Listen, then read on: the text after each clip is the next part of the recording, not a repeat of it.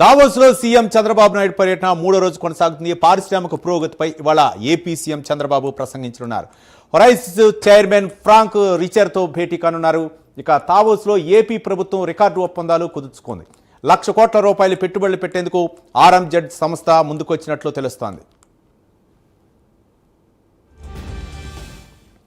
దావోస్లో AP CM మూడో రోజు పర్యటన కొనసాగుతుంది. ముఖ్యంగా పెట్టుబడులే లక్ష్యంగా ఏపీ సీఎం బృందం అయితే మాత్రం అక్కడ పలు కంపెనీలతో అయితే ఒప్పందం కుదుర్చుకున్నట్లు తెలిసింది. దీనిపై మరింత సమాచారం మా కరెస్పాండెంట్ శ్రీహరి అందిస్తారు. శ్రీహరి,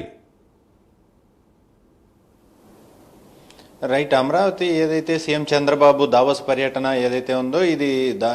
ఏదైతే ఉందో దావోస్లో ప్రధానంగా చంద్రబాబుతో పాటు అదేవిధంగా మంత్రి నారా లోకేష్ ఏదైతే ఉందో మంత్రి బృందం కూడా ఈ పర్యటన అయితే ప్రధానంగా దావోస్లో పెట్టుబడుల కోసం అయితే సీఎం చంద్రబాబు అదేవిధంగా మంత్రి నారా లోకేష్ అయితే మూడో రోజు కృషి చేస్తున్న పరిస్థితి. అయితే దీంట్లో ప్రధానంగా చూసుకున్నట్లయితే అమరావతి ఏదైతే ఉందో రాజధానిలో పెద్ద ఎత్తున పెట్టుబడులు పెట్టేందుకు ఇప్పటికే ఆర్ఎం సంస్థతో అయితే 1,00,000 కోట్ల రూపాయల ఒప్పందం అయితే కుదుర్చుకున్నట్లుగా అయితే మనకు సమాచారం అవుతుంది. అయితే ప్రధానంగా ఏదైతే ఉందో అమరావతి రాజధాని కాకుండా అటు చూసుకున్నట్లయితే చెన్నై ఏదైతే విశాఖ కారిడార్ ఏదైతే ఉందో సముద్ర కారిడార్ మొత్తాన్ని కూడా అభివృద్ధి చేసే దిశగా డ్రోన్ టెక్నాలజీని ఈ సంస్థలను ఏర్పాటు చేయండి అని చెప్పని అక్కడ ప్రతినిధులను అయితే సీఎం చంద్రబాబు కోరారు. దీంతో పాటు ఏదైతే డ్రోన్ టెక్నాలజీతో పాటు సముద్ర గస్తీతో పాటు అదేవిధంగా సముద్రంలో ఉన్న వేస్ట్ వాటర్ ఏదైతే ఉందో వాటన్నిటినీ కూడా రీసైక్లింగ్ చేసేలాగా కొన్ని యూనిట్లను ఏర్పాటు చేయాలి అని చెప్పని సీఎం చంద్రబాబు అయితే సూచించారు. దీంతో పాటు సెమీ కండక్టర్లు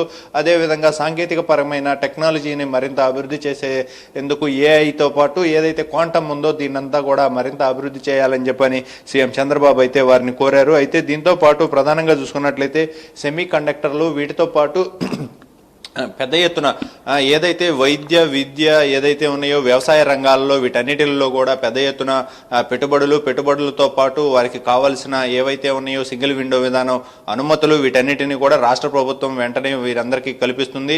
ఈ పెట్టుబడిదారులందరికీ కూడా కావలసిన అనుమతులతో పాటు వారికి కావలసిన రాయితీలు అదేవిధంగా ఏవైతే ఉన్నాయో వీటన్నిటినీ కూడా రాష్ట్ర ప్రభుత్వం ముందు ఒక ప్రణాళికతో ముందుకు వెళ్తూ వాటన్నిటినీ కూడా త్వరితగతిన పరిష్కరిస్తుంది.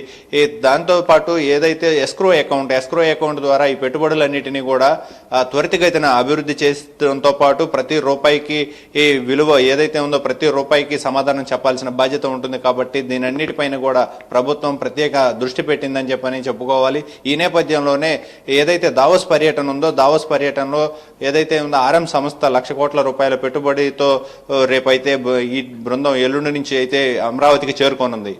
Right, thank you Srihari.